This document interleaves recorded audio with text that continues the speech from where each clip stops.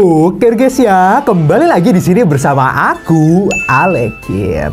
Apa kabar kalian semua para pengabdi Rabu yang baik dan budimin, yang kesabarannya udah level mitik karena menunggu prat jebrot dariku ini yang katanya sih tayangnya 1 abad. Sun Wukong pun nggak tuntas-tuntas pula kita bahas, nggak nemu-nemu dia tuh kitab sucinya.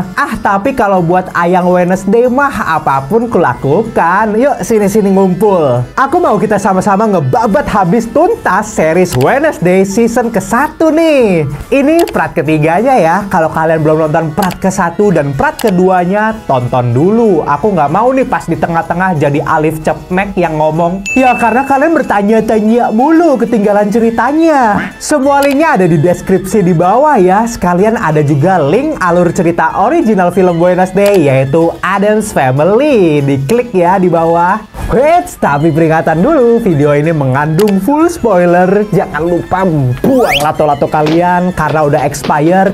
Jangan lupa ambil camilan bapak buat posisi kayang. And welcome to upload Alekin Plot.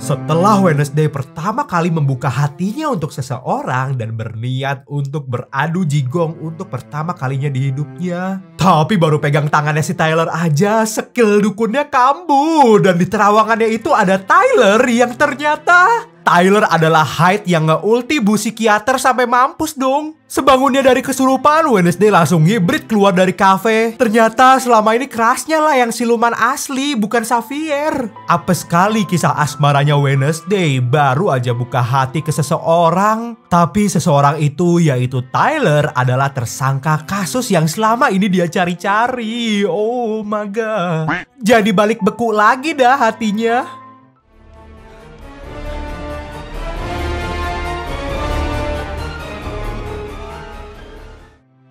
Setelah semalaman penuh bimbang, akhirnya Wednesday ngajakin Mas Crush buat ketemuan lagi malam-malam di hutan. Wednesday pun langsung terang-terangan mencecar pertanyaan tentang kebenaran si Tyler. Dan kenapa Hyde kayak dia malah ngebunuh tuannya sendiri? Tyler ngelak mulu, tapi Wednesday udah nyiapin rencana biar dia nggak bisa kabur guys. Ternyata Wednesday udah ngumpulin teman-temannya buat ngelabrak Tyler dong. Pas dianya mau kabur, Bianca ngeluarin jurus peletnya untuk ngehipnotis Tyler bak uya-kuya biar dia nge-spill semuanya. Mereka semua pun ngebawa Tyler ke joglo Xavier, bukan ke rumah Uya ya, untuk diinterogasi bareng-bareng sambil diikat rantai. Wednesday pun nunjukin sebuah foto lama klub Anggar dan nanya ke Tyler siapa orang yang berdiri paling belakang.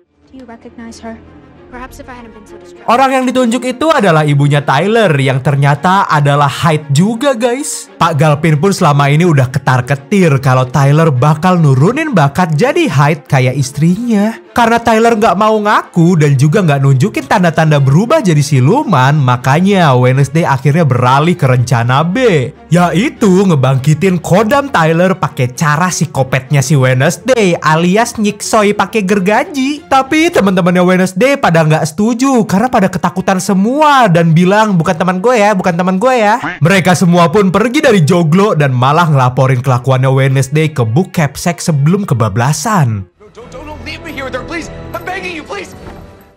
Pak Galpin pun langsung ngedatengin joglo untuk nyelamatin anak tunggalnya sebelum kena pentung Wednesday pakai palu.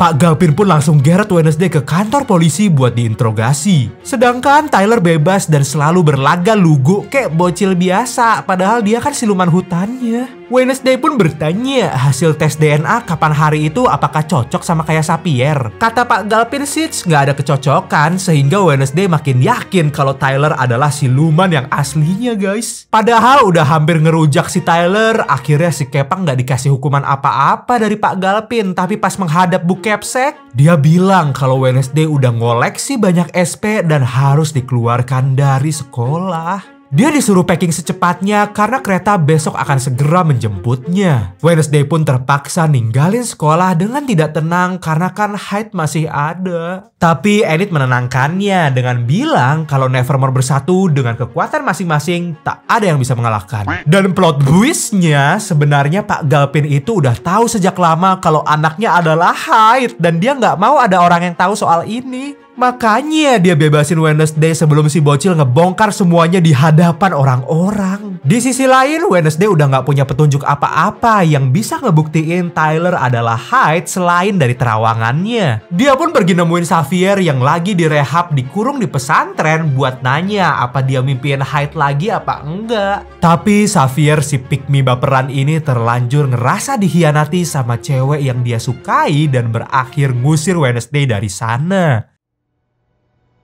Leave. Sebelum Wednesday jauh dari kota ini, dia nyempetin buat ketemu bestinya di rumah sakit. Yap, si Wibu. Pas banget lagi saat itu si Wibu emang udah sadar dan bisa diajakin ngobrol guys. Untuk pertama kalinya, si Wibu pun bahas detik-detik sebelum kena caplok Hyde. Menurut ingatannya, dia ngelihat ada sosok berjubah hitam ngebom Goa Keramat. Tapi anehnya sepatu yang dipakai pelaku itu warnanya merah guys. Wednesday tiba-tiba keinget nih, satu-satunya orang yang pakai sepatu merah mulu kan gak lain dan gak bukan adalah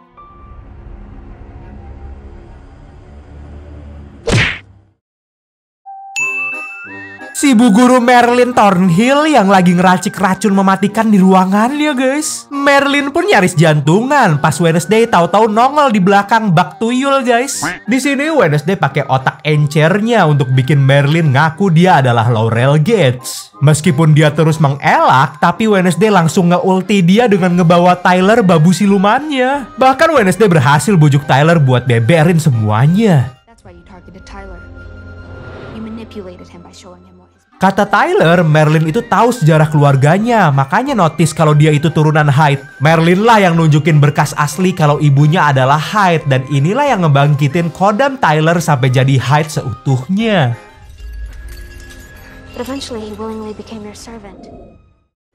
Karena semua fakta udah kebongkar, Merlin pun akhirnya jujur dan langsung nunjukin jati dirinya sebagai Laurel Gates. Dia pun menyuruh babunya si Tyler buat ngekill Wednesday sekarang juga. Tapi bukannya nurut, Tyler pun tiba-tiba...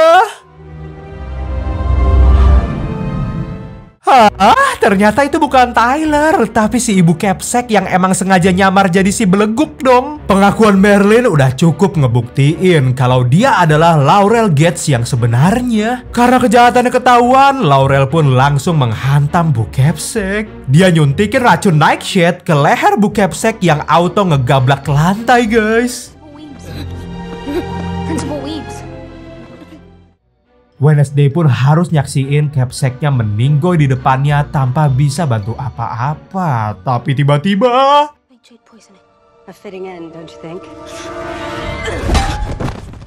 Laurel juga nyangkul palanya Wednesday sampai dia turu dong.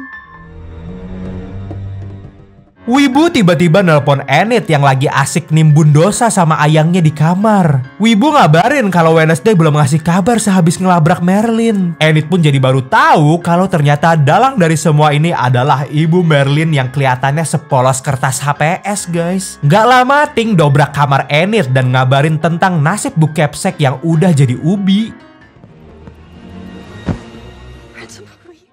Dia juga nyuruh Enid untuk menolong Wednesday yang lagi diumpetin sama Bu Merlin guys. Wibu yang ikutan khawatir pun akhirnya maksain diri buat menyelamatkan Wednesday juga. Meskipun dia seletoy cakwe, tapi dia tetap bakal berusaha nyelamatin teman satu-satunya itu. Tepat di malam gerhana merah, Wednesday pun digantung oleh Laurel dan babu Tyler bak kerupuk di lomba 17 Agustusan. Akhirnya Tyler disuruh minggat sama tuan psikopatnya yang bentar lagi mau nge-edo Tensei si Crackston dong. Keluarga Gates kan emang keturunannya Joseph Crackston yang sama-sama benci orang buangan. Menurut ideologi koplaknya, orang buangan harusnya selamanya dikucilkan karena mereka punya kekuatan magis. Tapi tragisnya, Crackston malah mati di tangan Goody Adams yang murka karena semua keluarganya udah di barbecue.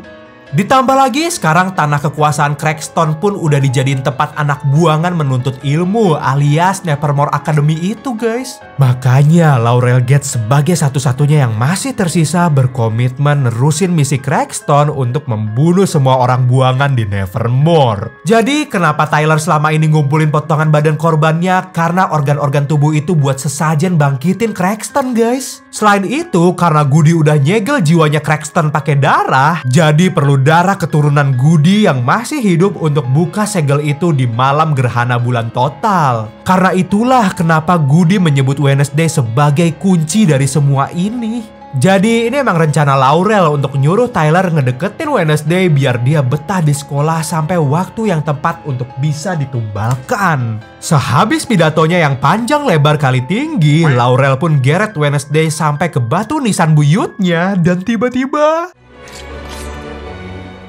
tangan Wednesday pun kena kurban sampai berdarah guys. Habis itu tangannya dipeperin ke batu nisan sampai jadi ngebul. Wednesday pun auto mental melepuh. Wednesday pun langsung disingkirin ke samping buat nyaksiin ritual sintingnya Laurel guys. Dengan buku punya Goody yang udah dia curi dari museum, Laurel bacain mantra dan akhirnya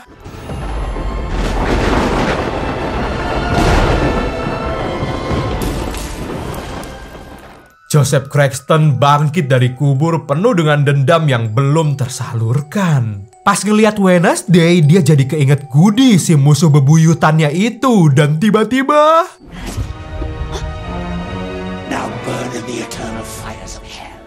oh no, Crackstone membunuh Wednesday guys. Setelah itu dia dan Laurel pun langsung pergi ke Nevermore untuk ngelampiasin dendam berabad-abad mereka. Sementara di sekolah Enid, ayangnya, dan geng Bianca udah mulai mengevakuasi para siswa. Karena menurut ramalan Crackstone bentar lagi bakal ngegrill mereka semua. Okay. Nightshades forever. Sehabis itu, Enid dan Ting bakal nyari Wednesday di hutan yang ternyata Wednesday yang udah jadi arwah pun didatengin arwahnya Goody Adams, guys. Stone must be stabbed through his black heart.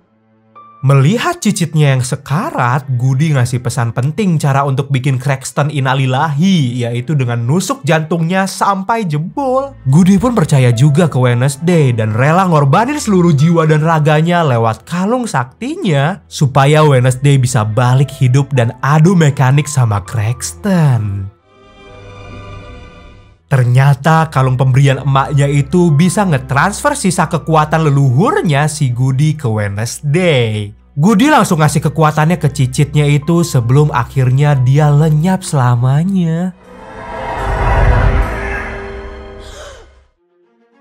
Enid yang lagi ngepot nyariin Wednesday di hutan tiba-tiba salto dan ternyata Enid mendadak puber sampai berubah jadi bentuk aslinya dong, yaitu serigala. Ini pertama kalinya Enid sukses jadi turunannya serigala dan mengaum layaknya bangsanya guys. Suara serigalanya Enid pun kedengaran sama si Wednesday yang baru keluar dari makam. Tapi dia malah dihadang si Tyler yang tiba-tiba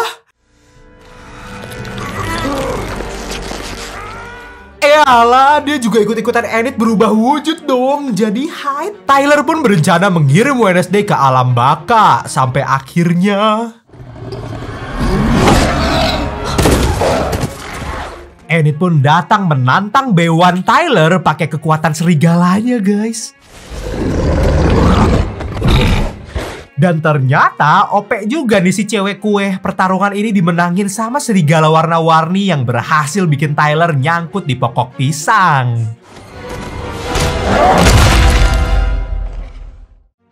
Wednesday pun pamit ke Enid buat pergi ke sekolah untuk berhadapan sama si Jompo. Tapi Crackstone udah sampai duluan ke Nevermore dan langsung ngeluarin ultinya Valir yang bikin gosong satu sekolah guys.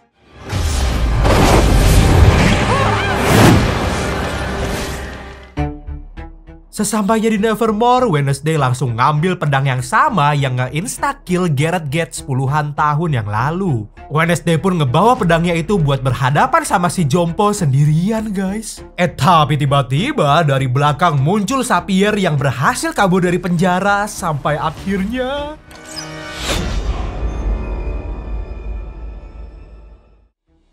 Si babang napi ngepanah si Crackston yang ternyata bisa ngepaus panah itu. Dengan kekuatan telekinesisnya, Crackston bisa gerakin panah tanpa megang. Dan yang terjadi...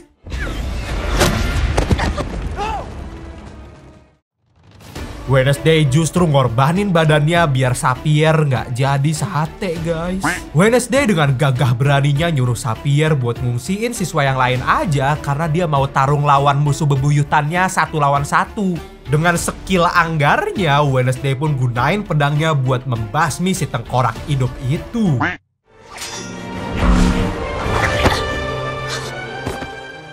Tapi sayang, kemampuan Wednesday nggak bisa nandingin tongkat anti balanya si Crackston dan akhirnya...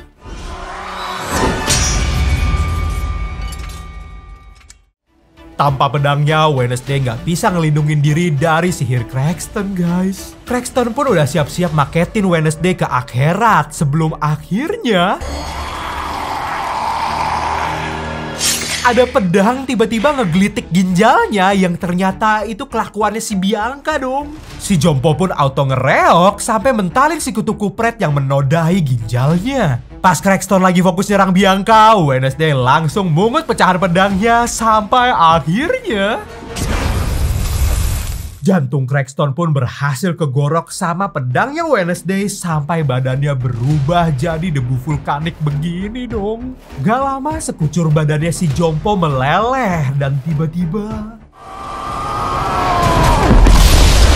Dia pun meleduk bak petasan anak SD dan meninggoy untuk kedua kalinya. Melihat buyutnya udah jadi pupuk organik, Laurel langsung datengin Wednesday sambil menodongnya pakai bedil. Kalau dia nggak bisa musnahin Nevermore, maka seenggaknya dia bisa ngekill Wednesday Addams lah. Tapi bukannya kabur, si Wednesday malah nyimak doang sambil ngeplototin si Laurel, guys. Dan tiba-tiba muncul tamu nggak diundang, yaitu segerombolan lebah ngerubungin si Laurel. Dia pun sampai make bedilnya buat ngedor kawanan lebah, guys. Tapi karena lebahnya terlalu banyak dan hardcore, dia pun tetap kesengat sampai dianya ini ngembang kayak sapi gelonggongan gini dong. Dan ternyata si Wibulah yang ngendaliin semua lebah di kota itu. GG Gaming Wibu. Akhirnya Wednesday pun ambil alih dan dengan jurus tempel cekernya dia melakukan fatality. Fatality. Setelah kejadian itu, Tyler pun ditangkap. Murid-murid Nevermore yang dari tadi pada muhasabah bareng ngedoain Wednesday dari luar. Akhirnya ngeliat dia nongol dan Enid pun langsung meluk teman dekatnya itu. Dan tanpa diduga, Wednesday pun punya perasaan juga ngebales pelukannya.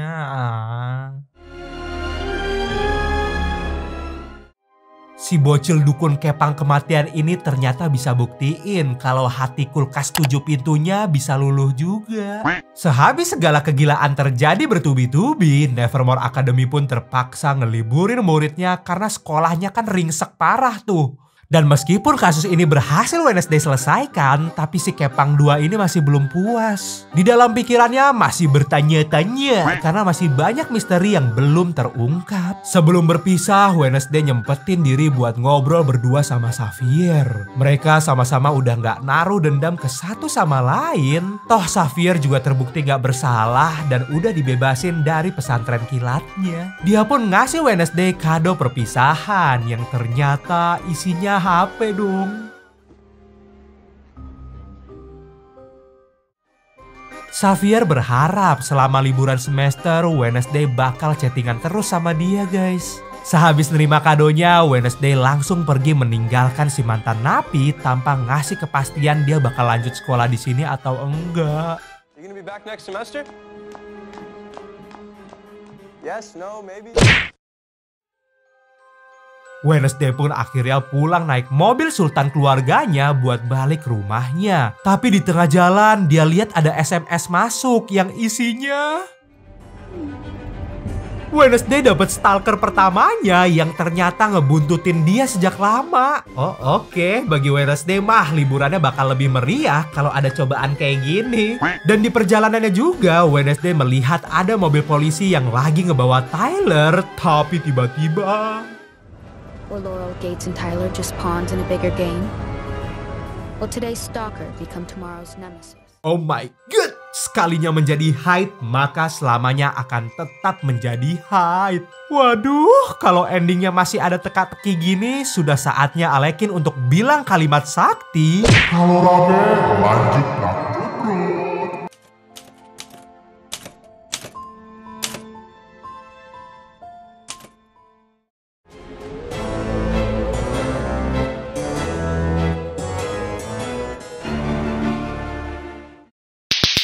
Ada yang bisa main lato-lato sambil joget kayak gini nggak? Senggol dong!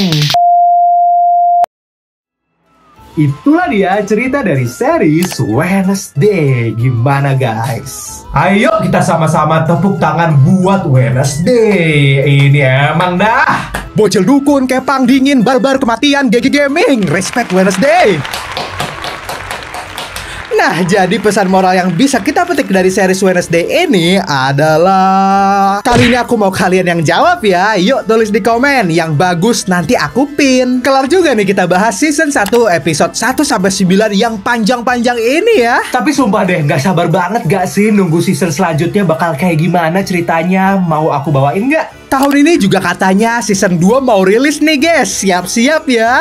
Ada yang mau nitip dulu nggak di komen buat aku ngelanjutin serial atau film Wednesday atau Addams Family yang lain? Ini aja masih ada film animasinya loh. Kalau rame komennya minta ngelanjut, pasti Alekin lanjut. Bener nih, swear. Tembusin like-nya dulu 5.000 dan komennya 1.000 dulu ya, biar Alekin semangat ngelanjutinnya. Viewers Alekin sih pasti bisa. Oke, cukup sekian dulu video gue hari ini. Mohon maaf kalau ada perkataan yang menyinggung. Jangan lupa like video ini, tembusin 5K. Yuk, bisa yuk. Subscribe juga dan nyalain lonceng notifikasinya biar kalian gak ketinggalan video dari Alekin. Kalau kalian punya rekomendasi film yang mau aku bawain selanjutnya, kalian bisa request di kolom komen di bawah. Kalau komen kalian belum dibalas, langsung aja DM IG aku di @alebhawiko karena semua request atau chat kalian di DM sana bakal aku bales. Oke, thank you for watching. Gak bosan-bosan Alekin ingetin buat jaga kesehatan selalu. And until next time.